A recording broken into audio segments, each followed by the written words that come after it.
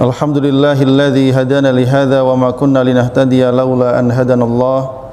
Asyhadu an la ilaha illallah wa asyhadu anna Muhammadan abduhu wa rasuluh.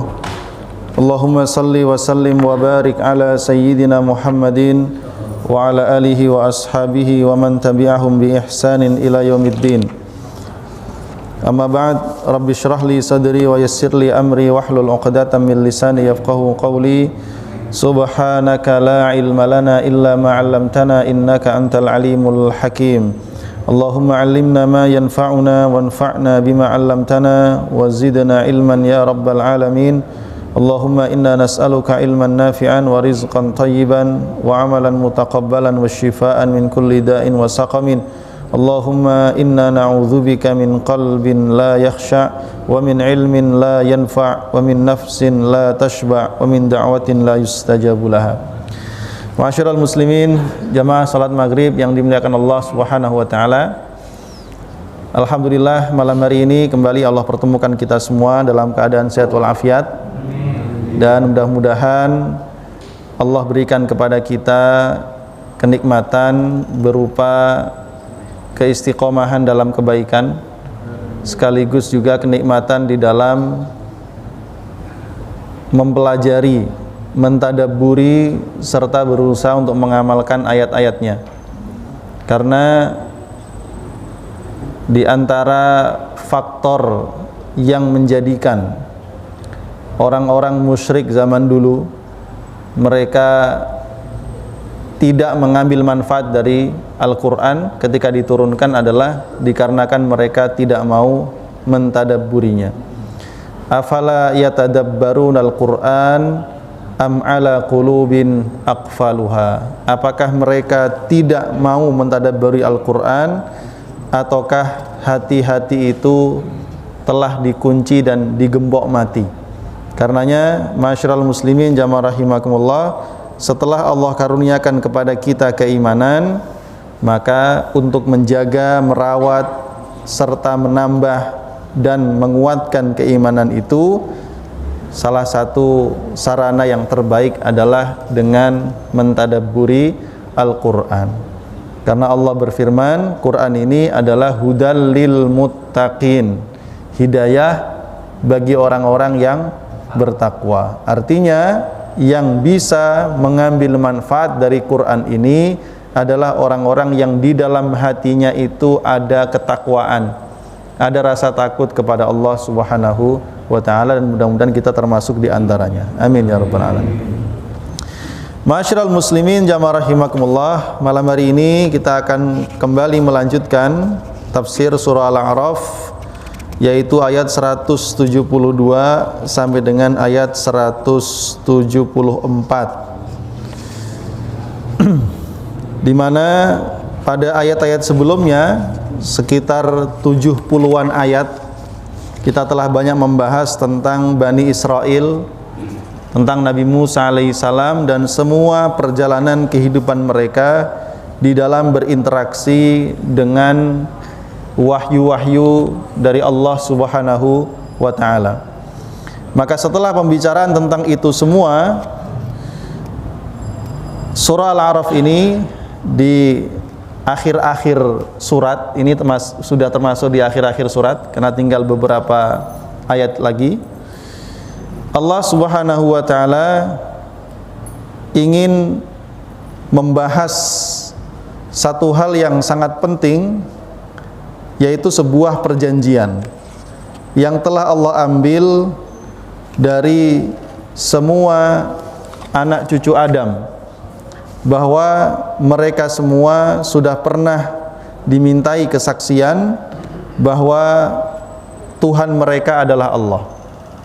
Ya. Maka di sini kita nanti akan melihat bagaimana Allah Subhanahu wa ta'ala telah menegakkan hujjah bagi seluruh umat manusia, sehingga kelak ketika pada hari kiamat Allah menghisab tentang seluruh amal kehidupan mereka, tidak ada lagi alasan yang bisa mereka kemukakan di hadapan pengadilan Allah Subhanahu wa ta'ala. Karenanya ma'asyiral muslimin jamaah rahimakumullah, di sini kita akan melihat juga masih berkaitan juga dengan Bani Israel. Kalau sebelumnya ayat 171 kita mengetahui bagaimana Allah mengambil perjanjian yang sangat kuat kepada Bani Israel sampai Allah mengangkat gunung di atas mereka sambil mengancam, ya, supaya mereka benar-benar berpegang teguh dengan ajaran-ajaran Allah Subhanahu wa taala dan tidak bermain-main dengannya. Ya. Maka di sini kita juga mengambil pelajaran bagaimana Allah Subhanahu wa taala ternyata juga sudah mengambil perjanjian itu dari kita semua sebelum kita terwujud di alam dunia yang fana ini. Allah Subhanahu wa taala berfirman, a'udzubillahi minasyaitonir rajim. Wa idz akhadha rabbuka min bani adama min zuhurihim dzurriyyatahum wa asyhadahum ala anfusihim alastu bi rabbikum qalu bala syahidna an taqulu yaumal qiyamati inna kunna an hadza ghafilin aw taqulu innama asyraka abauna min qablu wa kunna dzurriyyatan min ba'dihim afatuhlikuna bima fa'alal mubtilun wa kadzalika nufassilul ayati wa la'allahum yarji'un. Allah Subhanahu wa taala berfirman, wa idz akhadha rabbuka, dan ketika telah mengambil rabbuka Tuhanmu Muhammad min bani adama dari keturunan Adam, min zuhurihim dari tulang sulbi mereka, dzurriyyatahum yaitu anak keturunan mereka diambil oleh Allah, artinya dikeluarkan, wa asyhadahum dan Allah mempersaksikan kepada mereka ala anfusihim kepada diri mereka sendiri, alastu bi rabbikum, bukankah aku ini Tuhan kalian? Qalu, mereka berkata, bala, benar ya Allah, engkaulah Tuhan kami. Syahidna, kami telah bersaksi. Antakulu, agar supaya kalian tidak berkata kelak yaumal qiyamati, pada hari kiamat, inna, sesungguhnya kami, kunna, pada saat itu, an hadza, tentang ini semua, yaitu tentang kesaksian ini, ghafilin, kami lupa, kami lalai. Au taqulu, atau supaya kalian tidak mengatakan, innama asyraka abauna, sungguh yang telah musyrik itu adalah bapak-bapak nenek moyang kami. Min qablu, sebelum itu, sebelum kami datang. Wa kunna, dan kami adalah dzurriyyatan, anak keturunan, mim ba'dihim, sebelum mereka. Afatuhlikuna, apakah engkau ya Allah akan membinasakan kami, bima fa'alal mubtilun, disebabkan perbuatan buruk yang dilakukan oleh orang-orang yang melakukan kebatilan, yaitu kemusyrikan. Wa kadzalika, dan demikianlah, nufassilu, kami merinci, al-ayat, bukti-bukti kebenaran, wa la'allahum, dan supaya mereka yarji'un, kembali bertaubat kepada Allah Subhanahu wa taala. Nah, ma'asyiral muslimin jamaah rahimakumullah, di ayat 172 ini Allah mengatakan secara lugas bahwa Allah telah mengambil, ya, mengeluarkan anak keturunan manusia min zuhurihim. Zuhur itu jamak dari zuhrun, Pak, punggung, ya, dari tulang punggung, tulang sulbi mereka, yaitu anak keturunan. Wa asyhadahum ala anfusihim, dan Allah meminta kepada mereka untuk bersaksi, untuk berikrar, menetapkan, ala anfusihim, bagi mereka sendiri, yaitu dengan firman-Nya, alastu bi rabbikum, bukankah aku ini Tuhan kalian.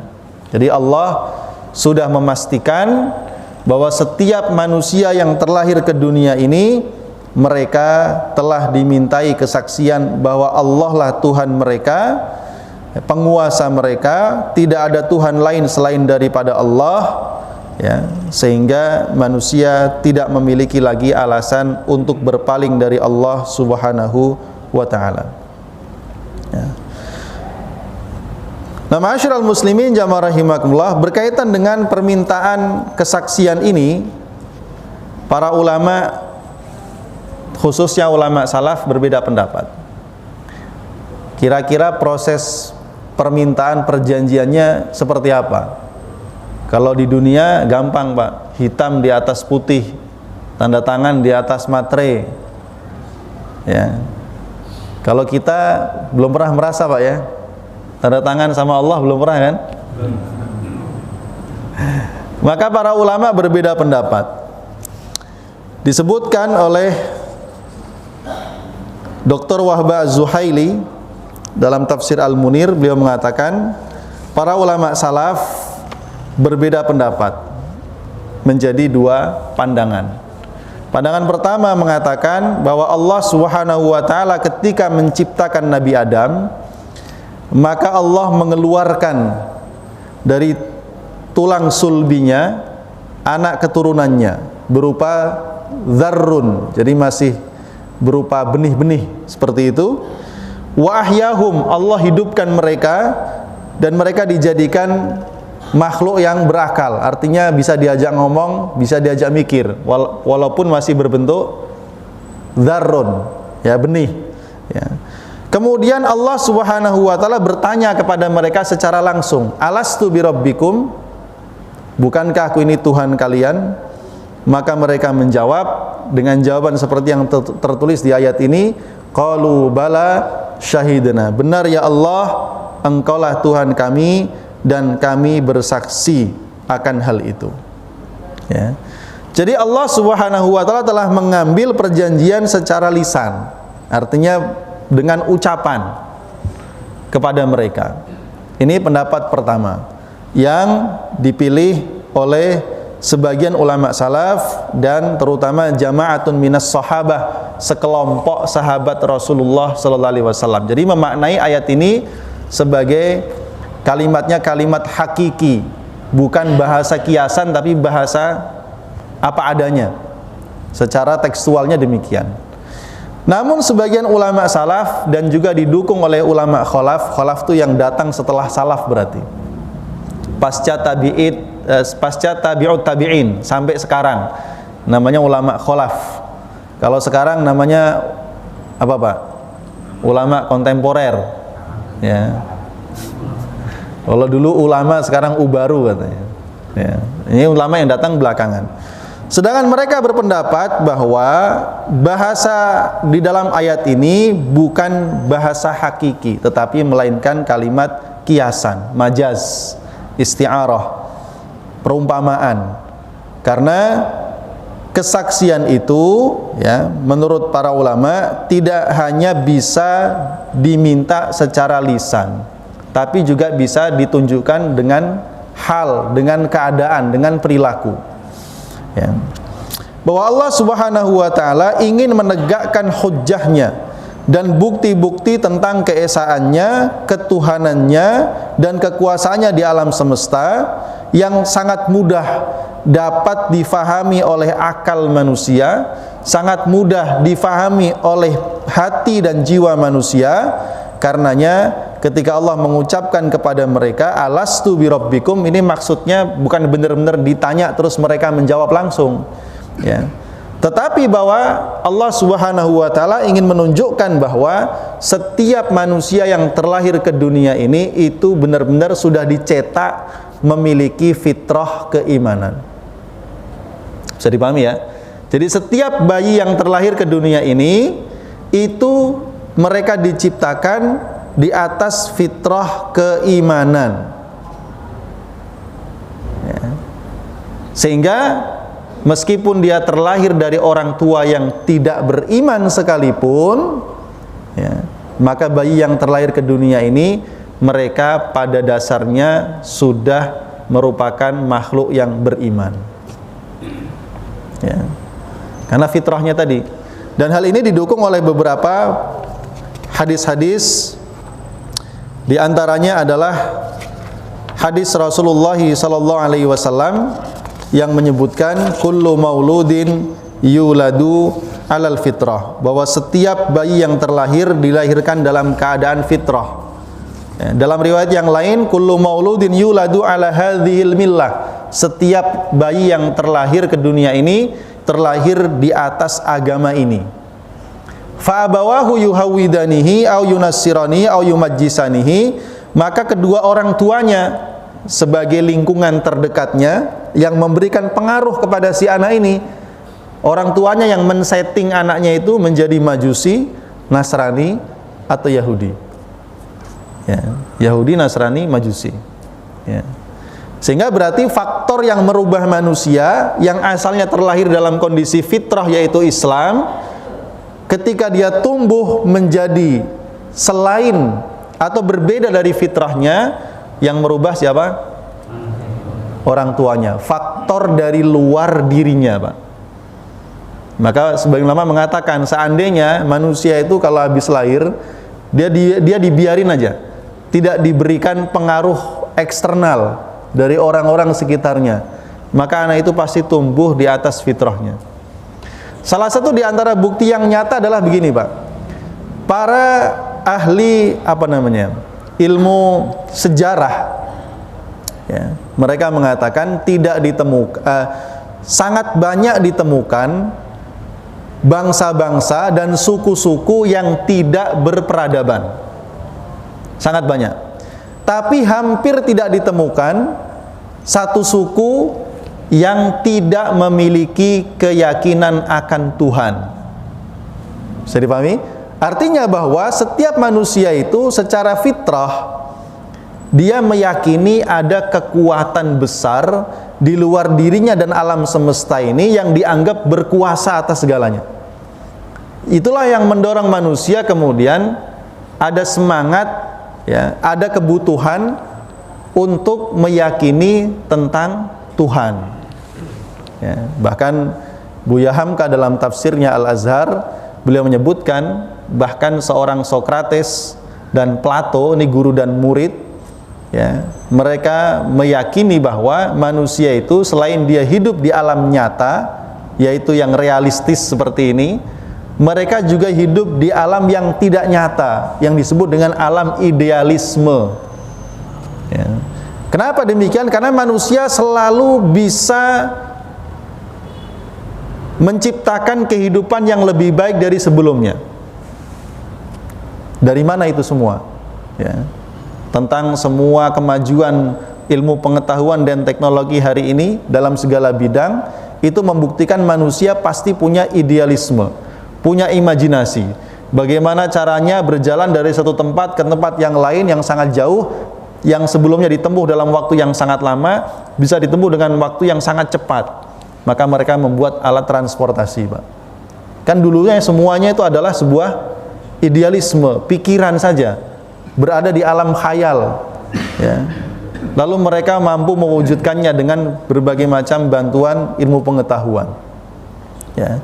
Lalu kemudian disebutkan oleh Buya Hamka juga di situ tafsir Al-Azhar, ya. Karena itu Sokrates pun tidak pernah khawatir dan takut dengan kematian, karena dia meyakini setelah mati dia pun akan kembali ke alam yang dulu sebelum dia ada di dunia, dia sudah ada di situ, walaupun ujungnya, ya, dia tidak termasuk di antara orang-orang yang beriman, ya. Nah, ma'asyiral muslimin jamaah rahimakumullah, ini fitrah. Jadi setiap manusia terlahir ke dunia dalam keadaan fitrah. Karena itu efeknya apa, Pak? Efeknya adalah kalau ada seorang anak terlahir dari orang tua yang tidak beriman, lalu qaddarallah dia meninggal dunia sebelum sampai usia baligh dan belum sampai usia yang cukup untuk dia bisa membedakan mana yang baik dan mana yang benar, itu sebagian ulama mengatakan mereka meninggal dalam keadaan kembali kepada fitrahnya. Artinya nasibnya di akhirat gimana? Ya, maka sebagian mengatakan mereka boleh jadi akan masuk ke dalam surga Allah Subhanahu wa taala. Itu efeknya ke situ, Pak. Ya, keyakinan itu efeknya ke sana. Ya. Man mata saghiran dakhalal jannah liiqrarihi fil mitsaqil awal. Siapapun yang meninggal dalam kondisi masih kecil, maka dia akan masuk surga karena dia sudah pernah mengikrarkan tentang tadi bahwa Engkaulah Tuhan kami. Ya. Maka tidak ada keraguan ma'asyiral muslimin jamaah rahimakumullah bahwa anak-anak kita yang Allah takdirkan meninggal dunia sebelum sampai usia baligh dan dia belum tamyiz ya, belum mumayyiz, belum bisa membedakan yang baik dan yang buruk ya mereka insyaallah ya bisa masuk surga Allah Subhanahu wa taala. Nah, ma'asyiral muslimin jamaah rahimakumullah. Ya, jadi sekali lagi manusia yang terlahir ke dunia ini semuanya mendapatkan fitrah kesuciannya. Didukung pula oleh firman Allah Subhanahu wa taala, "Wa aqim wajhaka lid-dini hanifa." Dan tegakkanlah, luruskanlah wajahmu kepada agama yang lurus ini. Fitratallahi allati fataran nas 'alaiha. Inilah fitrah di mana Allah menciptakan manusia di atas fitrah tersebut. La tabdila li khalqillah. Tidak ada seorang pun yang merubah fitrah itu. Sehingga manusia sampai mati itu ya masih ada fitrah dalam dirinya. Cuma banyak yang menyimpang dan tersesat dari fitrahnya dikarenakan tadi faktor eksternal. Dalam sabdanya Rasulullah sallallahu alaihi wasallam bersabda bahwa Allah Subhanahu wa taala berkata, ini hadis qudsi, "Inni khalaqtu ibadi hunafa." Sungguh aku telah menciptakan hamba-hambaku hunafa, pribadi-pribadi yang hanif, lurus, Pak. Faja'athumus syaitan, lalu setan-setan itu mendatangi mereka. Fajtalathum an dinihim, setan itu menyesatkan mereka dari agama yang seharusnya mereka yakini. Ya. Wa harramat alaihim ma ahlaltu lahum. Ya, setan-setan itu menghalalkan atas mereka apa yang aku halalkan bagi mereka. Ya. Sehingga mereka tersesat. Karena itu jamaah rahimakumullah, beragama adalah merupakan fitrah manusia. Sehingga agama ini bukan produk budaya. Ya, seperti yang disangka oleh sebagian orang, agama itu produk budaya. Jadi ketika dia dewasa, terus kok saya beragama ini ya? Misalkan dikatakan dia beragama Islam, kan ada sebagian nih, beberapa, mohon maaf, public figure di Indonesia ini, yang dia mempertanyakan dirinya, kenapa ya saya beragama Islam gitu. Ya. Terus saya mikir, oh karena saya lahir dari orang tua yang Muslim, makanya saya Muslim. Berarti Islam ini bukan pilihan saya. Itu Pak kesimpulan dia. Maka dia mencoba mencari, dia belajar agama ini, agama itu. Sampai ujung akhirnya apa dia bilang? Ya udah kalau gitu saya nggak usah beragama deh. Karena dia menganggap agama ini sebagai produk budaya, produk olah pikir manusia. Dia mengingkari fitrahnya sendiri. Padahal ketika dia memutuskan seperti itu, sebenarnya dia bukan sedang berada di atas kebenaran, tetapi dia sedang mengikuti hawa nafsunya sendiri. Karena dia mikir, kalau saya masih Muslim, Islam aturannya banyak. Harus wajib ini, wajib itu, yang ini haram, yang itu haram. Dia merasa terbebani. Kenapa? Nafsunya pengen bebas, pengen berbuat apa saja yang dia lakukan. Kalau saya beragama, saya terikat. Itu sebenarnya, Pak. Bukan karena dia tidak kemudian meyakini bahwa agama itu benar-benar tidak perlu, tapi dia nggak mau terikat. Hawa nafsunya yang mendominasi. Ya. Karena semua orang yang jujur dan tulus dengan hati nuraninya, lalu dia mencari kebenaran dan ketemu Islam, maka dia akan menjadikan Islam itu sebagai pedoman hidupnya, dan dia tidak akan pernah keluar dari Islam selamanya. Cari, mayoritas, bahkan bisa dibilang hampir tidak ada orang yang sudah masuk Islam lalu meyakini Islam itu agama yang benar, ya, dan mempelajari Islam dengan baik, tidak pernah kita temukan kemudian dia memutuskan keluar dan meninggalkan Islam. Cari semua orang mualaf di seluruh dunia, dari zaman Rasulullah SAW sampai hari ini, tidak ada. Kalau orang itu benar-benar mempelajari Islam dengan benar, dengan ketulusan hati nuraninya, begitu dia ketemu Islam, dia tidak akan pernah meninggalkan Islam sampai dia mati. Ya. Maka cari saja yang keluar dari Islam itu siapa, pengetahuannya tentang Islam sebanyak apa sih. rata-rata nggak punya pengetahuan tentang Islam. Ya. Nah inilah jamaah rahimahullah, itulah fitrah. Karenanya Allah Subhanahu wa ta'ala harusnya dengan fitrah ini sudah cukup untuk menjadi hujjah atas manusia-manusia yang tidak mau beriman. Ya. Nanti di akhirat ketika Allah bertanya, kok kamu kenapa nggak beragama Islam gitu? Kenapa nggak ngikut ajaran agamaku? Ya, bukankah dulu sudah pernah dimintai kesaksian? Gitu ya.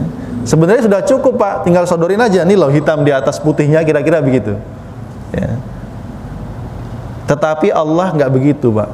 Begitu besarnya rahmat Allah kepada manusia ini, ya, dan karena Allah tahu banyak setan-setan yang berusaha menyesatkan mereka dalam berbagai macam wujud, rupa, dan berbagai macam metode penyesatannya, Allah kirimkan para nabi, Allah kirimkan para rasul. Makanya sebelumnya kan disebutkan kisah-kisah para nabi itu, ya.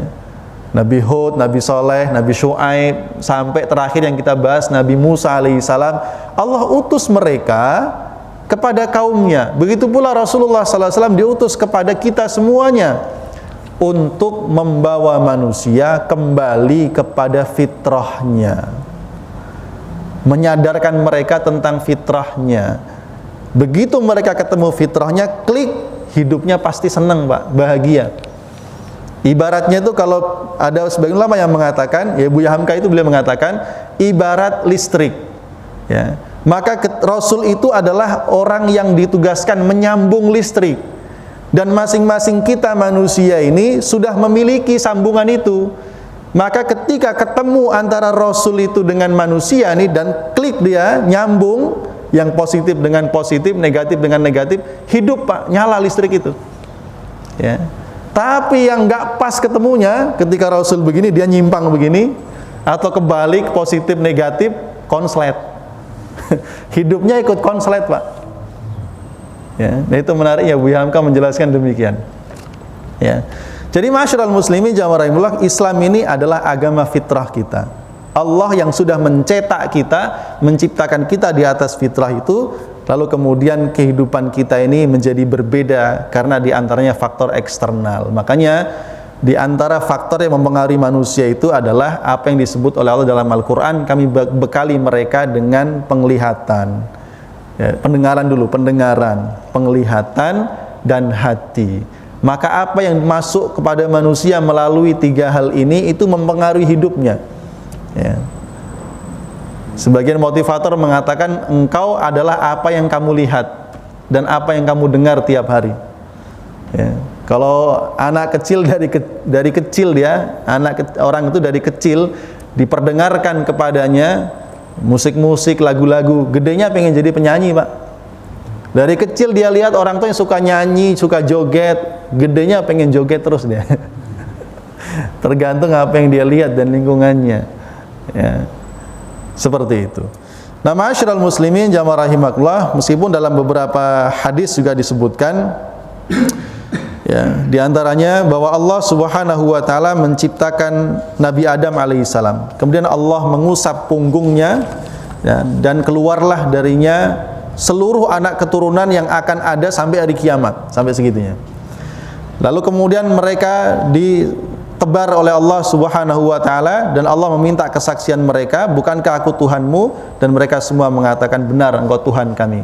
Lalu kemudian dikembalikan lagi, ya, dan beberapa riwayat lain sebagainya yang begitu banyak disebutkan oleh Ibnu Katsir di dalam tafsirnya, ya. Karena itu jamaah rahimakumullah, juga ada para sahabat yang mengatakan, karena Rasul bilang begini, ya, di antara anak keturunan Adam itu ada yang ahli surga, ada yang ahli neraka. Itu sudah dari awal Allah sudah tahu. Lalu para sahabat bertanya, ya Rasul, kalau demikian untuk apa kita beramal? Kalau Allah sudah tahu dari sebelum kita ini diciptakan di dunia, ini ahli surga, ini ahli neraka, karena Allah itu pasti maha tahu. Lalu untuk apa kita beramal ya Rasul? Kenapa kita nggak, ya udah terserah Allah aja deh gitu, ya. Maka Rasulullah mengatakan, i'malu fakullun muyassarun lima khuliqalahu. Beramallah kalian, setiap orang akan dimudahkan untuk beramal sesuai dengan nasib akhirnya. Kalau dia ahli surga, Allah mudahkan dia melakukan amalan ahli surga. Kalau dia ahli neraka, Allah berikan dia kesempatan melakukan amalan ahli neraka hingga ujungnya seperti yang Allah ketahui. Ya.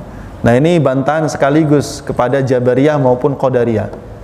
Qadariyah meyakini bahwa Allah tidak punya kuasa atas perbuatan manusia. Ya, jadi kita ini ya tergantung kita, Pak. Mau makan, mau minum, mau enggak, ya, mau mukmin ataupun mau kafir, itu semua kita. Allah tidak punya peran. Ini tentu jelas menafikan sifat Allah.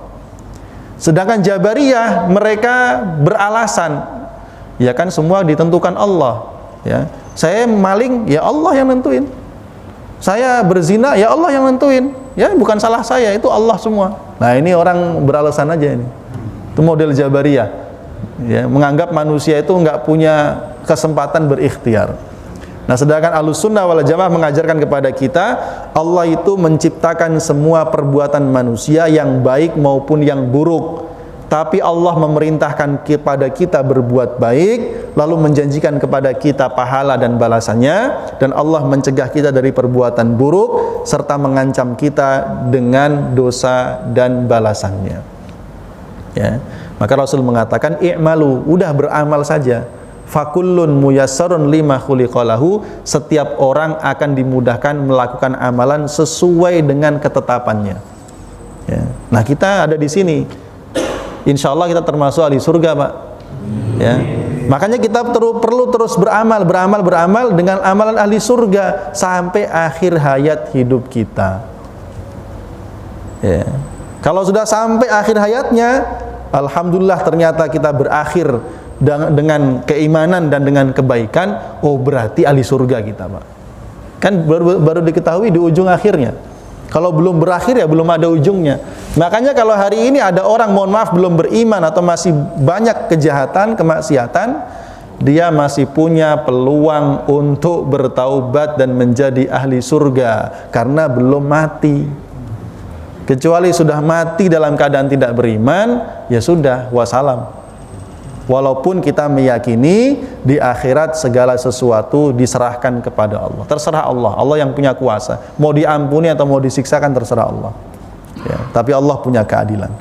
Ma'asyiral muslimin jamaah rahimakumullah. Nah, pengambilan kesaksian itu dimaksudkan untuk menegakkan hujjah kepada manusia agar mereka tidak beralasan kelak di akhirat. Antakulu yaumal qiyamati inna kunna an hadza ghafilin.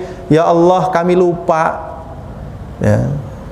Karenanya supaya nggak beralasan lupa, dikirim para nabi, para rasul, diturunkan kitab suci, dikasih tahu ini loh. Ya. Kalau masih ngaku lupa, keterlaluan nih alasan nih. Atau supaya tidak beralasan, kami ngikut aja kok. Au taqulu innama asyraka abauna min qablu, loh yang musyrik pertama itu nenek moyang kami, wa kunna dzurriyyatan min ba'dihim, kami ini cuman anak turun mereka, ngikut-ngikut mereka. Ya. Masa kami ikut disiksa karena kesalahan orang yang pertama yang ngajarin buruk, ya. Sehingga ini menunjukkan yang menjadikan manusia itu menyimpang dari fitrahnya dua. Yang pertama ghaflah, dia lalai, Pak. Lalai itu bisa jadi karena kesengajaan. Sudah dikirim nabi, rasul, utusan, kitab suci, informasi lengkap, tapi dia tetap nggak mau. Ini namanya ghaflah. Ya. Atau yang kedua, taklid, ikut-ikutan. Karenanya seorang muslim harus meyakini agamanya, terutama pokok-pokok agamanya terkait dengan rukun iman, rukun Islam, tidak boleh meyakini karena ikut-ikutan. Meyakininya harus di atas ilmu pengetahuan, ilmul yakin, ilmu yang membawa keyakinan, sampai hakul yakin, benar-benar yakin yang tanpa keraguan, ya. Dan nanti kelak akan sampai ainul yakin. Kalau ada di surga, Pak, ainul yakin, oh ini toh surga yang dulu dijanjikan Allah, oh ini toh neraka yang dijanjikan Allah. Baru ainul yakin, yakin karena sudah melihat secara langsung, merasakan langsung, ya. Karena itu jamaah rahimakumullah, intinya bahwa Allah subhanahu wa ta'ala dengan rahmatnya, ya, menginginkan dan menghendaki serta memerintahkan manusia supaya tegak lurus di atas fitrahnya. Maka dikirim para nabi, para rasul untuk kita ikuti. Diturunkan kitab suci sebagai pedoman hidup kita, itu kita ikuti. Dan kita tidak boleh beralasan di hadapan Allah di dunia ini pula. Jangan beralasan lupa, lalai, nggak ngerti. Karena semua perangkatnya sudah dikasih oleh Allah. Kok bisa lalai? Sudah dikasih pendengaran, penglihatan. Sekarang belajar apapun gampang. Dengerin pengajian dimanapun bisa. Ya. Rekaman-rekaman banyak. Ya. Masa masih nggak mau belajar? Ya. Sekaligus juga supaya kita tidak ikut-ikutan. Maka demikianlah semua ayat-ayat dan bukti-bukti kebenaran itu dirinci oleh Allah Subhanahu wa taala, harapannya supaya manusia sadar dan mau kembali kepada fitrah kebenarannya. Wallahu a'lam bishawab. Subhanakallahumma wa bihamdika asyhadu an la ilaha illa anta